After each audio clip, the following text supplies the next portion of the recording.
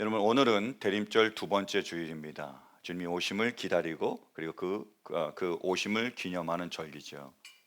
예수님은 저 높고 높은 보좌를 버리시고 왜 이 낮고 천한 땅에 내려오셨을까요? 주님은 이 땅에 오셔서 우리를 위하여 우리의 십자가를 대신 지고 십자가에 달려 돌아가셨습니다.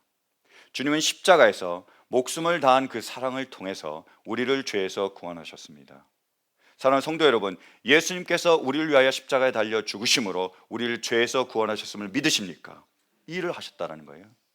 뿐만 아니라 우리 예수님은 그 십자가의 사랑을 통해서요, 하나님과 우리가 하나가 되게 하셨고요, 더 나아가서 우리가 서로 하나가 되게 하셨습니다. 사랑으로, 그분의 사랑으로 하나 되게 하시려는 것, 그것이 바로 예수님께서 이 땅에 오신 이유요 목적입니다. 그래서 이사야 선지자는 예수님이 오시기 전 700년, 약 700년 전에 앞으로 오실 예수님에 대해서 이렇게 예언하고 있습니다. 한번 보실까요? 1절부터 5절. 자, 함께 봉독합니다. 시작. 이새의 줄기에서 한 싹이 나며 그 뿌리에서 한 가지가 자라서 열매를 맺는다. 주님의 영이 그에게 내려오신다. 지혜와 총명의 영, 모략과 권능의 영, 지식과 주님을 경외하게 하는 영이 그에게 내려오시니 그는 주님을 경외하는 것을 즐거움으로 삼는다. 그는 눈에 보이는 대로만 재판하지 않으며 귀에 들리는 대로만 판결하지 않는다. 가난한 사람들을 공의로 재판하고 세상에서 억눌린 사람들을 바르게 논죄한다. 그가 하는 말은 몽둥이가 되어 잔인한 자를 치고 그가 내리는 선고는 사악한 자를 사형에 처한다. 그는 정의로 허리를 동여매고 성실로 그의 몸에 띠를 삼는다. 아멘. 이렇게 오실 예수님이 어떤 분이신지를 예언하고 6절 이하부터는 그 예수님께서 그래서 오셔서 이 땅에 오셔서 어떤 일을 하실 건지를 예언하고 있습니다.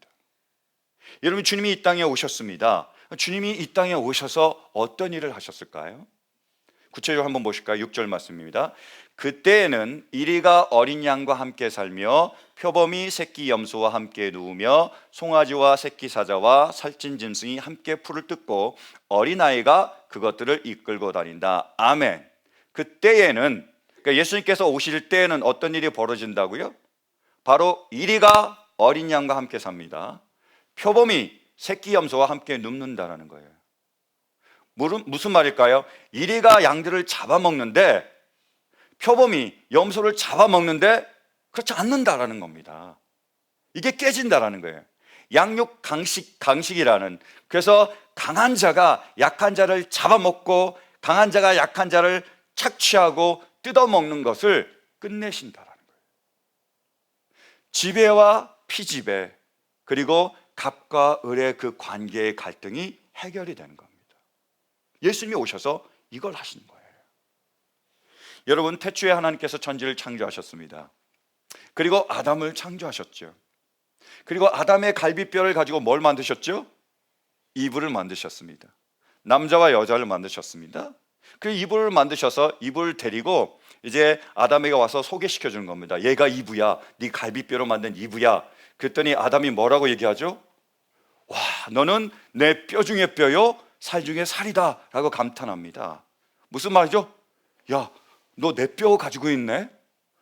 너 내 살 가지고 있네? 너와 나는 하나네? 이렇게 얘기하는 거예요. 그 아담이 이불을 보는 순간, 야, 너와 나는 하나다, 이렇게 감탄한 겁니다. 동등하다는 거예요. 하나라는 겁니다. 그것이 하나님께서 천지를 만드셨을 때 남자와 여자의 관계였습니다. 근데 문제는 뭐냐면 이 아담과 하와가 부득불 꼭 따먹지 말라고 한 선악과를 따먹습니다. 하나님 말씀에 불순종한 거예요. 그래서 그들로 인하여 죄가 들어오고 그들로 인하여 이 땅에 죽음이 들어오게 되는 거죠. 그들이 동등하고 하나 된 관계였는데 이 죄로 말미암아 이들의 관계가 변해버립니다. 어떻게 변할까요? 한번 보시겠습니까? 창세기 3장 16절. 창세기 3장 16절이요. 여자에게는 이렇게 말씀하셨다. 내가 너에게 임신하는 고통을 크게 더할 것이니 너는 고통을 겪으며 자식을 낳을 것이다. 내가 남편을 지배하려고 해도 뭐요? 남편이 너를 다스릴 것이다. 이전에는 동등했는데 어떻게 되죠? 바뀌었습니다. 지배와 피지배가 있습니다. 높은 사람이 있고 낮은 사람이 있고 강한 사람이 있고 약한 사람이 있고 우리가 얘기하는 갑이 있고 뭐요? 을이 생겨버린 겁니다. 긴장관계가 생기고 대립관계가 생긴 겁니다. 강한 사람이 강해졌습니다. 힘을 가지고 있습니다. 잘 쓰면 좋은데 막 쓰는 거예요. 자기 멋대로 마음대로 다 휘두르는 겁니다. 그럼 밑에 있는 사람은 어떻게 하죠? 힘든 거예요. 어렵습니다. 고통스러운 거예요. 그래서 이전에는 어땠죠?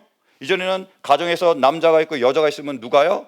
남자가 높았습니다. 그래서 우리가 그거를 어려운 말로 뭐라고 했죠? 남존여비. 뭡니까? 남자가 존귀하게 여겨지고 여자가 비천하게 취급을 당하는 거죠. 지금은 어떻게 되고 있습니까? 역전이 되고 있습니다. 우리 집에서는 완전히 역전됐어요. 그럼 이제 뭐죠? 여존 남비입니다. 저는 남비 취급 받아요. 우리 집에서. 이렇게 되는 거예요. 바뀌고 있습니다. 이게 갈등 구조예요, 실은요. 그래서 어떻게 되죠? 강한 자가 그 갑이 마음대로 휘두르니까 을이 힘들잖아요. 그럼 을이 내도 이렇게 못 살죠. 지렁이도 밟으면 꿈틀합니다. 그러니까 이겨내려는 거죠. 벗어나려는 겁니다. 어떻게든 그래서 을은 갑의 자리에 오르려고 하고 갑은 그 자리를 놓치지 않으려고 하고 싸움이 일어나는 겁니다. 서로 미워하고 서로 원망하고요. 싸우고 전쟁이 일어나는 거예요. 그래서 인간의 역사가 어떤 역사죠? 투쟁의 역사입니다. 강한 자가 약한 자를 지배하고 약한 자는 강한 자가 대항하고 이런 일들이 계속 일어나는 거예요. 근데 이런 관계 속에서 예수님이 평화의 왕으로 오셨잖아요. 어떻게 하셨습니까? 이 갑과 을의 관계를요 해결해 주셨습니다. 다시 동등하고 하나 되는 관계로 회복시켜 주셨어요. 그분이 이 일을 이루신 방법이 뭐냐? 바로 높은 자가 낮아져서 낮은 자를 높여주는 거였습니다. 한번 보실까요? 누가복음 말씀이요. 누가복음. 그것은 이사야의 예언서에 적혀있는 대로였다. 광야에서 외치는 이의 소리가 있다. 너희는 주님의 길을 예비하고 그 길을 곧게 하여라. 모든 골짜기는 메우고 모든 산과 언덕은 평평하게 하고 굽은 것은 곧게 하고 험한 길은 평탄하게 해야 할 것이니 모든 사람이 하나님의 구원을 보게 될 것이다. 아멘. 예수님께서 오셔서 하나님의 구원을 보는데 인간 관계에 있어서도 구원을 보는데 평평해진다는 겁니다. 동등해진다는 겁니다. 어떻게 해서요? 산이 있습니다. 높은 산이 있는데 그거를 싹 깎아내리는 거죠. 그 흙을 갖다가 어떻게 하죠? 골짜기에다가 메웁니다. 산은 낮아지고 골짜기는 높아진 거죠. 평평해지는 겁니다. 이것을 예수님께서 구체적으로 보여주셨습니다. 실제적으로 보여주셨어요. 그것이 세족식입니다. 예수님의 이 세족식에 관해서요 마태, 마가, 누가 복음이 있고 요한복음, 사복음이 있잖아요. 근데 마태, 마가, 누가 복음은 예수님이 십자가에 달리시기 전에 제자들과 함께 하셨던 성찬식을 다룹니다. 마지막 만찬을 다루는데요 요한복음은 똑같은 그 자리에서 성찬식을 다루는 게 아니라 세족식을 다뤄요. 어떤 의미죠? 사도 요한은 이 성찬식만큼 이 세족식이 중요하다는 것을 보여주는 겁니다. 예수님은 그 제자들과 마지막 만찬을 하시면서 헐에다가 수건을 두르시고요 배에다 물을 담으시고요 제자들이 오셨습니다. 그래서 그들의 뭐요? 발을 씻겨주는 거예요. 그 냄새나고요 그 더러운 발을 씻겨주시는 겁니다. 여러분 그 당시에 그 사람들이 왔을 때 발을 씻겨주는 건 누구의 역할이었죠? 종들이 하는 역할입니다. 바람 펄펄 나잖아요. 먼지 펄펄 나잖아요. 샌들 신었습니다. 얼마나 더럽겠어요. 그래서 그 사람들이 집에 들어오면 그대로 있으면 안 됩니다. 씻어줘야 돼요. 근데 그것을 종들이 했는데 지금 예수님께서 보여주신 게 뭐죠? 예수님이 주인입니다. 만왕의 왕이시요 만주의 주인이십니다. 선생님이세요. 그러니까 누가 씻어줘야 되죠? 제자들이 씻어줘야 되는데 아닌 거예요. 예수님이 주인의 자리에서 내려오신 겁니다. 종에까지 내려오셔서 종들의 발을 씻어주신 거예요. 그들을 뭐요? 주인공 삼아주신 겁니다. 예수님의 사랑입니다. 인문학자이자 철학자인 강신주라는 분이 계시거든요. 이 강신주가 쓴 강신주의 다상담이라는 책이 있습니다. 그 책에서요 이 강신주 씨는 사랑을 이렇게 정의하더라고요. 사랑이란 왠지 모른 척해도 관심이 있는 게 아니라 사랑이란 다른 사람을 주인공으로 삼아주는 거라고 얘기하더라고요. 사랑이란 남자를 여자를 주인공으로 삼아주는 게 사랑이래요. 우리가 이 세상을 살아가면서 우리는 뭡니까? 조연 아니면 엑스트라, 길 가는 사람 1, 2, 3, 집에 있는 사람 1, 2, 3 이 정도라는 거죠. 관심을 못 받습니다. 거들떠도 안 봐요. 뭐 있어도 되고 없어도 되고, 아니요, 없으면 낫고 있으면 귀찮고 언제 나가나, 이런 취급을 당하는 겁니다. 주인공이 아니죠. 조연입니다. 심하면 엑스트라예요. 근데 사랑을 하게 되면 어떻게 된다고요? 바뀝니다. 이 사람이 주인공이 되는 거예요. 그래서 그 사람만 쳐다보게 돼 있습니다. 그래서 이 사람이 헤어스타일이 바뀌었는지 안 바뀌었는지, 안경을 바꿨는지 안 바꿨는지, 새로 옷을 샀는지 안 샀는지 주의 깊게 봐주는 거예요. 아, 머리 스타일 바뀌었네, 아, 머리 볶았네, 뭐 이런 말 해주는 거죠. 그리고 귀담아 듣습니다. 이 사람이 하는 말을 귀담아 들어주는 거예요. 말하고 있는데 중간에서 잘라서 들어 막 해야 되지 않고 다 들어주는 거예요. 뭐 좋은 말이든 나쁜 말이든 다 경청해 주는 거죠. 그리고 관심을 가져주는 겁니다. 이 사람이 기쁜지, 이 사람이 슬픈지, 이 사람이 그러면 왜 기쁜지, 왜 슬픈지. 그래서 몸짓 하나에도 우리가 반응을 하는 거죠. 이 사람에 대해서요. 그게 뭐라고요? 사랑입니다. 이게 사랑이라는 거예요. 사랑하는 성도 여러분, 우리가 이렇게 서로 사랑할 수 있기를 바랍니다. 아내가 남편에 대해서 있으나 마나 없는 게 더 편하다 이런 생각하지 마시고, 여러분 뭐예요? 조연이 아니라 뭐예요? 주인공을 삼아주시길 바랍니다. 우리 자녀들 언제 독립하나 이렇게 하지 마시고요, 주인공으로 삼아주시길 바라요.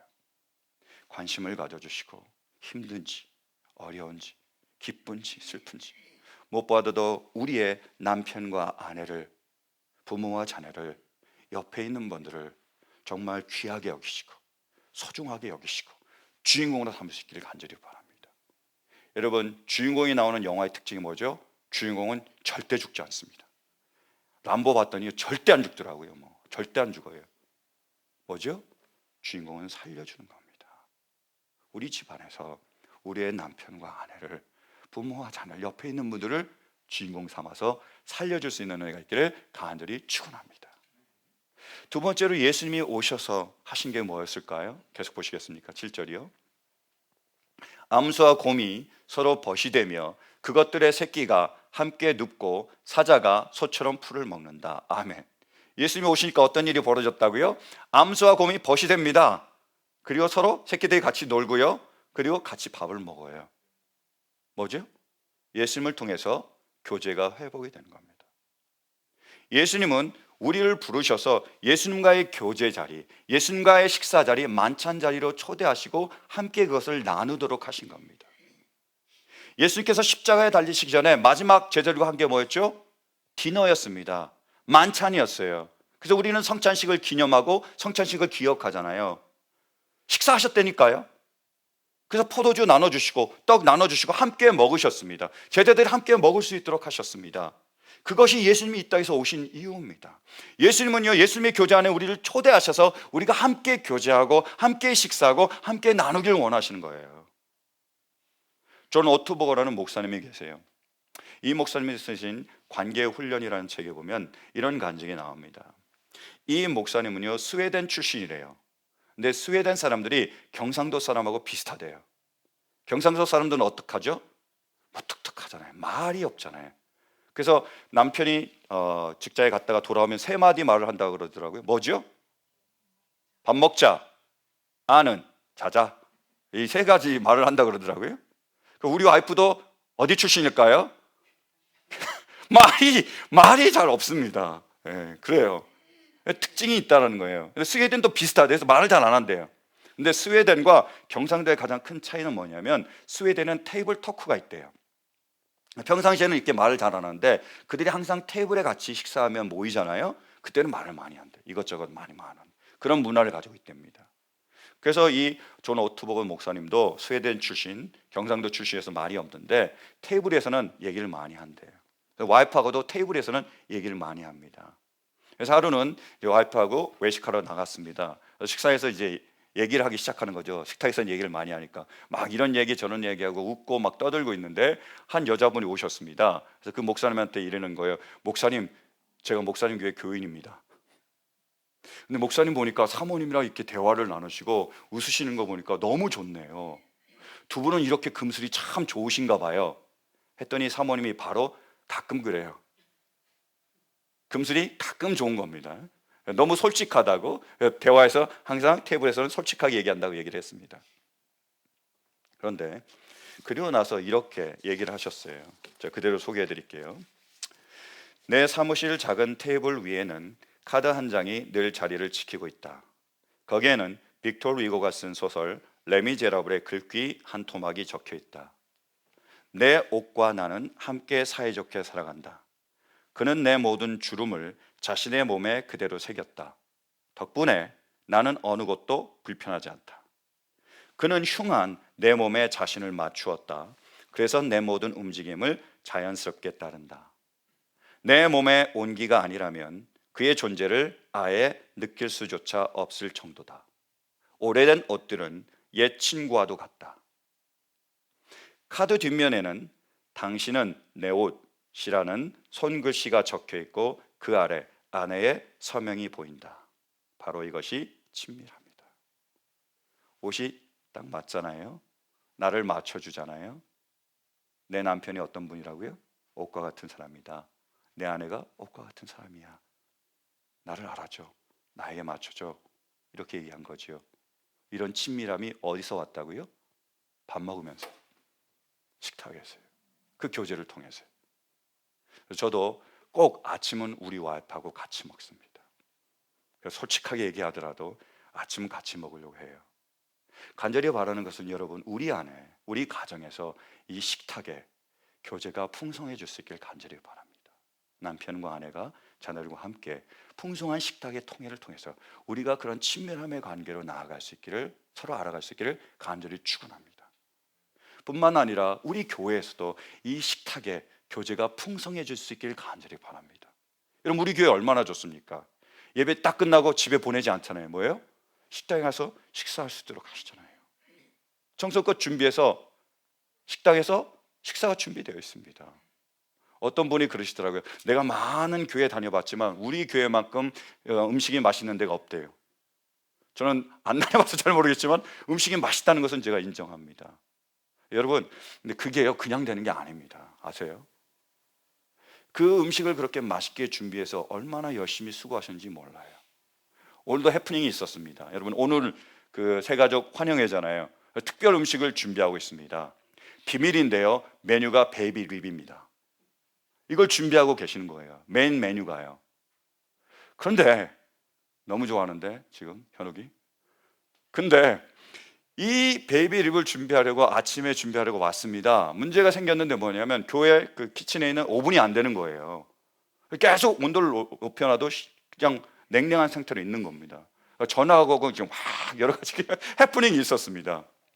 그래서 어떻게 합니까? 계속 기다리면 이게 큰일 날 것 같으니까 그 베이비립 그 모든 자료들을 다 가지고 왔다가 어떻게 했죠? 그걸 다 싸들고 다시 집으로 가셨습니다. 집에 있는 오븐에서라도 하려고 막 하고 계셨어요. 제가 그 소식을 알고 여기저기 전화했습니다. 아침이지만 체면불구하고 염치불구하고 막 전화를 하고요. 마침 그 올리브교회 한 교인이 오셨습니다. 제가 물어봤더니 가르쳐 주셨어요. 어떻게 하는지. 불을 다시 켰습니다. 불이 꺼져 있었던 거예요. 바일럿에. 다시 전화를 드렸습니다. 어떻게 하셨죠? 또 이제 바리바리 다 쓸고 그 다 가지고 지금 오신 거예요. 그렇게 준비하고 있습니다.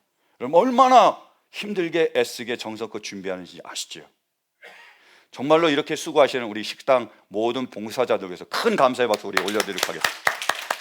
이런 거예요. 근데 여러분, 정성껏 음식을 준비한 분이 가장 원하는 게 뭐죠? 맛있게 드시는 거예요. 그러니까 여러분, 가지 마시고 꼭 함께 오셔서 맛있는 음식도 드시고 이렇게 풍성한 식탁의 교제를 나누면서 우리가 더욱더 가까워질 수 있길 바랍니다. 여러분, 우리는 가족을 뭐라 그러죠? 식구라 그래요. 놀라운 단어잖아요. 저는 제 가방끈이 짧아서 그런지 저는 이렇게 놀랍게 멋있게 아름답게 가족을 정의한 단어는 찾아보지 못했습니다. 가족이 뭐예요? 식구가 뭐죠? 같이 먹는 입이라는 뜻이잖아요. 식구입니다. 그게 식구예요. 어떻게 되죠? 식구들은 같이 밥을 먹습니다. 다시 말할까요? 같이 밥을 먹으면 그게 식구예요. 서로 같이 밥을 먹고 같이 교제를 나눌 때에 우리는 서로 알아가게 되고 그때 더 깊어지게 되고 더 친해지게 되고 가족과 같이 되는 겁니다. 사랑하는 성도는 우리 안에 이러한 식탁의 교제가 풍성해질 수 있는 은혜가 있기를 간절히 축원합니다. 또 예수님이 오셔서 하신 일이 무엇일까요? 계속 보시겠습니까? 8절 함께 보시겠습니다. 시작. 젖먹는 아이가 독사의 구멍 곁에서 장난하고 젖된 아이가 살무사의 굴에 손을 넣는다. 아멘. 예수님이 오시면 어떤 일이 벌어진다고요? 젖된 아이가 독사굴에서 놀고, 그리고 젖먹는 아이가 그 살무사 굴에 손을 넣어도 된다는 거죠. 무슨 말이죠? 왜 이런 일이 벌어질까요? 독사에서 독이 사라졌기 때문이죠. 독사가 무서운 게 독사잖아요. 독이 있으니까 무서운 거죠. 근데 독사가 독이 없습니다. 무섭지 않죠. 그러니까 서로 장난하고 노는 거예요. 도끼가 빠진 겁니다. 예수님이 오심으로 어떤 일이 벌어지냐면 우리 안에 있는 미움, 불평, 원망, 이 모든 도끼가 빠지는 겁니다. 그래서 그 자리를 사랑과 긍휼과 이해로 채워지는 거예요. 예수님이 하신 일입니다. 예수님께서 우리를 위하여 십자가에 달리셨습니다. 그 십자가에 달리셔서요 이렇게 기도하셨습니다. 보실까요? 누가복음 23장. 그때 예수께서 말씀하셨다. 아버지, 저 사람들을 용서하여 주십시오. 저 사람들은 자기네가 무슨 일을 하는지를 알지 못합니다. 그들은 제비를 뽑아서 예수의 옷을 나누어 가졌다. 예수님이 십자가에 달려서 뭐라고 기도하시죠? 아버지, 저들을 용서해 주세요. 자기들이 지금 무슨 일을 하는지 모릅니다 라고 기도하신 겁니다. 예수님이 십자가에 달리시면서 자신을 십자가에 못 박는 사람을 용서하셨습니다. 왜냐하면요 그들이 몰라서 하는 것, 안 하는 것이 아니라 못하는 것을 아셨기 때문입니다. 그게 긍휼이에요. 여러분, 제가 전에도 말씀드렸듯이 우리 와이프가 파트타임 일을 시작을 했습니다. 파트타임 일을 시작하니까요 장점과 단점이 분명하게 생기더라고요. 장점은 뭐냐? 돈을 많이 받습니다. 크레디트 카드 빚을 쭉쭉쭉쭉 갚아 나가고 있습니다. 장점이죠. 얼마 없으면 빚 다 갚으면 제 빚도 좀 갚아줄 거예요. 장점. 단점은 뭐죠? 나가서 일하니까 육체적으로 피곤합니다. 정신적으로 스트레스를 받아요. 몸에 이상이 오기 시작했습니다. 머리가 아프고, 그리고 어지럽고, 그리고 눈이 잘 침침해서 안 보이고, 그 다음에 또 귀가 멍멍해서 잘 안 들리고, 또 힘이 하나도 없고, 그러면서 짜증이 나기 시작하는 겁니다. 본인이 짜증을 나니까 다른 사람에게도 짜증을 내기 시작하는 것, 이것이 단점입니다. 몇 주 전이었습니다. 또 아침에 제가 뭐라고 얘기했는데 바로 저에게 짜증을 내더라고요. 저도 화가 확 났습니다. 제가 한 소리를 했어요. 아니, 당신이 힘든 건 알겠는데 꼭 그렇게밖에 얘기를 못해? 제가 화를 확 냈어요. 그래서 제가 얘기했습니다. 나 아침 안 먹어! 이렇게 얘기했어요. 저는 화가 나면 아침을 안 먹습니다. 아침을 안 먹는 거예요. 우리 식탁의 교제가 끝장났죠. 그래서 제가 아무 말도 안 했습니다. 저는 토라지면요 아무 말도 안 합니다. 혹시 제가 아무 말도 여러분에게 안 하면 목사님 삐쳤구나 이렇게 생각하시면 돼요. 아무 말도 안 했어요. 그때 와이프가 혼자서 밥 먹지는 않고 자기도 밥 안 먹고 아침 안 먹고 그냥 회사에 가더라고요. 그러고 나서 몇 시간이 지났는데 제가 화나 있는데 카톡이 아내로부터 딱 왔습니다. 제가 그 카톡을 딱 보면서 역시 자기가 잘못한 걸 알아서 나에게 미안하다고 카톡을 보냈구나 라고 생각하고 카톡 내용을 딱 봤더니 여보, 나 지금 벌드거 하스피들에 있어, 이거였습니다. 병원에 있다라는 거예요. 왜 그러냐, 이 와이프가 일하러 직장에 갔습니다. 일하려고 봤더니 얼굴이 아닌 거예요. 그러니까 그 이사님이, 그 상사가 지금 병원에 한번 가보라고, 그래서 병원에 온 겁니다. 제가 병원에 왔다고 나한테 연락이 온 거예요. 그래서 제가 바로 그 자리, 그 카톡을 받자마자 병원에 갔습니다. 누워있는 와이프를 병실에서 봤습니다. 여러분, 제가 그 와이프를 보고 말을 했을까요? 안 했을까요? 열심히 말을 했습니다. 제가 계속 삐졌을까요? 풀렸을까요? 풀렸습니다. 그리고 좀 미안한 감이 들어서 그 다음부터 며칠 동안은 하여튼 잘했습니다. 제가 그렇게 했어요. 왜요? 아프니까요. 힘드니까요. 어려우니까요. 그전에는 막연하게 생각이 됐는데 정말 그 모습을 보니까 가슴으로부터 느껴지는 겁니다. 힘들었구나, 아프구나, 이렇게 고통스럽구나, 느껴지는 거예요. 뭐죠? 안 하는 게 아니라 못하는 거니까요. 이해가 되니까 미움 대신 뭐죠? 긍휼함이 생기는 겁니다. 여러분, 어떤 사람이요, 병에 걸렸습니다. 그래서 실명이 됐어요. 이 사람이 실명이 됐는데 안 보이잖아요. 근데 길을 가다가 그 사람하고 탁 부딪혔어요. 그럼 여러분, 그 안 보이는 사람 보고 똑바로 보고 다녀, 눈은 덧담해 라고 소리칠 분 계십니까? 어떤 사람이 사고를 당하셨어요. 다리가 잘렸습니다. 목발을 짚고 다녀요. 좁은 길인데 그 사람이 목발 짚고 뒤뚱뒤뚱 걸읍니다. 그럼 우리가 지나가면서 툭 치면서 왜 이렇게 앞에서 이렇게 설쳐, 이런 말을 하시는 분 계십니까? 왜 이렇게 앞에서 그냥 이러고 다녀 라고 하는 분은 계세요? 아니잖아요. 만약 그분이 짐이라도 들고 있으면 우리가 짐을 들어주려고 하지 않습니까? 어떤 사람이 감기 몸살에 걸렸습니다. 기침을 계속 하는 거예요. 아침에도 기침하고 저녁에도 기침하고 잠잘 때도 기침합니다. 그럼 그 사람 보면서 왜 이렇게 시끄럽게 해? 라고 하실 분 계십니까? 안 하잖아요. 왜죠? 안 하는 게 아니라 못 하는 거니까요. 이해하니까요. 여러분, 우리는 어떻습니까? 지금 우리의 남편이 있고 아내가 있고 부모가 있고 자녀가 있고 옆에 있는 사람이 있는데 혹시 그렇게 얘기하지 않습니까? 나가 힘든데, 왜 나가 이렇게 어려운데, 왜 나가 이렇게 힘든 걸 몰라줘? 눈이 있어 없어? 그리고 우리가 얘기하는데 귀가 있어 없어? 내 말 못 들었어? 내가 힘든다는데, 내가 이렇게 어렵다는데 왜 내 인생에서 이렇게 걸리적거려? 왜 이렇게 내 인생을 방해해? 당신이 없었으면 내가 더 편했을 거야. 내가 더 좋았을 거야. 당신은 내 인생의 왼수야, 걸림돌이야. 그러면서 우리가 그분들을 미워하고 불평하고 원망한 것은 아닙니까? 근데 여러분, 만약에 그분이 안 하는 게 아니라 못하는 거였다면요, 그분 안에도 상처가 있고 그분 안에도 아픔이 있고 그분 처지가 있고 상황이 있고 그 어떤 이유가 있어서 그렇게밖에 할 수 없었다면 여러분 어떻게 하시겠어요? 미워하시겠습니까? 아니면 어떻게든 도와주시겠어요? 오늘도 제가 우리 말씀을 전하고 예배를 드리기 전에 일찍 와서 이제 기도하고 있었습니다. 저 앞자리에 앉아서 기도하잖아요. 기도하고 있는데 찬양팀이 찬양 연습을 하시더라고요. 찬양 연습이 끝났습니다. 끝나고 나서 김 장로님이 그러시더라고요. 왜 이렇게 악보가 안 보이지? 눈이 너무 침침하네, 얘기를 하시는데요, 가슴이 철렁 내려앉더라고요. 좀 당뇨로 시력이 점점 약해 가세요. 여러분, 얼마나 두렵겠습니까? 얼마나 걱정되시겠어요? 그런데도 불구하고 계속해서 찬양을 인도하시고 계시잖아요.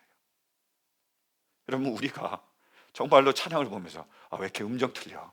왜 이렇게 박자 안 맞아? 왜 이렇게 저렇게 오래된 옛 노래만 해? 라고 우리가 그런 마음을 품을 때 얼마나 기도하시면서 두려운 마음 가운데, 힘든 마음 가운데 그 찬양을 인도하시고 계시겠습니까? 우리가 그 마음을 이해하고 있습니까? 만약 이해할 수만 있다면 어떻게 될까요? 미움 대신에 긍휼의 마음으로 중보하며 기도하며 어떻게든 도와드리지 않겠습니까?